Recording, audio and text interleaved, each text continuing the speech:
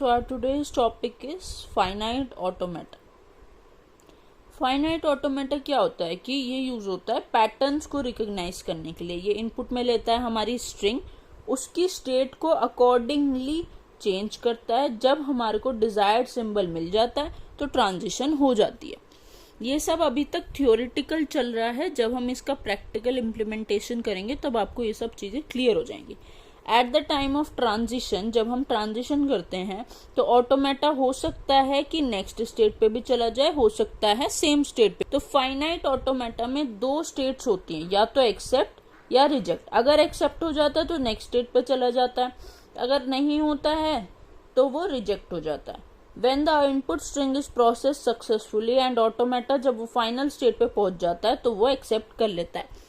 जब भी हमारी कोई स्ट्रिंग, इनपुट स्ट्रिंग, जैसे कि मैंने फर्स्ट वीडियो में आपको बताया, जब भी हमारी कोई इनपुट स्ट्रिंग फाइनल स्टेट तक पहुंच जाती है then it is considered as valid. अगर नहीं पहुंचती है तो it is considered as invalid.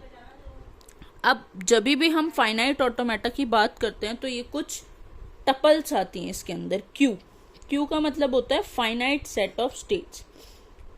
Sigma finite set of input symbol. Q not initial state, F final state, this transition function. अब इसे समझते, तो इस डायग्राम से समझते हैं हम ये सारे टपल्स। हमने बोला क्यू होता है फाइनाइट सेट ऑफ स्टेट्स। कितनी स्टेट्स हो सकती हैं हमने अभी पढ़ा था। स्टेट्स जो हैं वो रिप्रेजेंटेड होती हैं सर्कल से। तो यहाँ पर कौन कौन सी स्टेट है? A B C D. तो क्यू हो गया ए बी सी डी, ठीक है। नेक्स्ट है sigma finite set of input symbol. क्या क्या इनपुट रह सकते हैं? हमें क्या दिखाई दे रहे हैं? 0 और 1, 0 1। क्यू नॉट यानी कि इनिशियल स्टेट क्या है? जिस भी स्टेट के पीछे ऐसे एरो होता है वो इनिशियल स्टेट होती है, तो ये है ए। एफ होता है फाइनल स्टेट। तो फाइनल स्टेट जहां पर भी डबल सर्कल होता है वो फाइनल स्टेट होता है, तो यहाँ पर डी। फाइनल स्टेट एक से ज्यादा हो सकती है, इसलिए हमने इसे कर्ली ब्रेसेस में इंक्लूड किया है। ट्रांजिशन फंक्शन हम आगे देखेंगे। ट्रांजिशन फंक्शन यहाँ पर हम देख सकते हैं, वही वाला डायग्राम है ये। Q sigma Q not F हमने आपको बता दिया। ट्रांजिशन फंक्शन देखते हैं।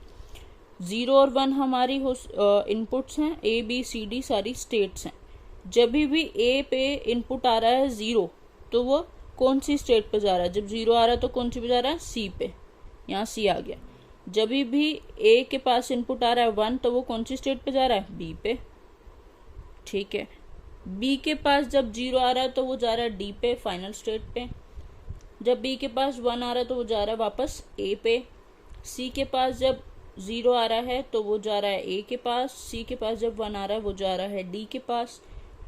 डी के पास जब 0 आ रहा है वो जा रहा है बी के पास, और डी के पास जब 1 आ रहा है तो वो जा रहा है सी के पास। तो ये है ट्रांजिशन फंक्शंस। चलिए अब देखते हैं 2 types of finite automata, DFA and NFA. DFA की फुल फॉर्म होती है deterministic finite automata, and NFA की होती है non deterministic finite automata. Deterministic का मतलब होता है यूनिकनेस। जब भी हम डीएफए की बात करते हैं, एक मशीन जो है वो एक स्टेट पे सिर्फ तभी जाती है जब कोई उसके पास पर्टिकुलर इनपुट कैरेक्टर हो। डीएफए नल मूव नहीं एक्सेप्ट करता। अभी ये सब थ्योरेटिकल चल रहा है, इसका अभी हम प्रैक्टिकल इम्प्लीमेंटेशन करने वाले। NFA is used to transmit any number of states. कितनी ही नंबर ऑफ स्टेट्स ट्रांसमिट कर सकता है एक पर्टिकुलर इनपुट के लिए। यहाँ पर हमने बोला था कि एक स्टेट में ही जा सकता है। It can accept the null move, okay. हर एक डीएफए एनएफए हो सकता है, लेकिन हर एक एनएफए डीएफए नहीं हो सकता। अगली बहुत इंपॉर्टेंट टर्म है ट्रांजिशन डायग्राम। ट्रांजिशन डायग्राम या हम इसे स्टेट ट्रांजिशन डायग्राम भी कहते हैं। ये एक डायरेक्टेड ग्राफ होता है जिसे हम कैसे कंस्ट्रक्ट करते हैं। हर एक नोड, स्टेट को रिप्रेजेंट करने वाली नोड सर्कल से रिप्रेजेंट होती है। डायरेक्टेड एज या मतलब हम ट्रांजिशन जब दिखा रहे होते हैं तो उसे हम इससे रिप्रेजेंट करते हैं। स्टार्टिंग में कोई एरो नहीं होता with no source. Excepting states या फाइनल स्टेट्स जो हैं वो डबल सर्कल से रिप्रेजेंट होती हैं।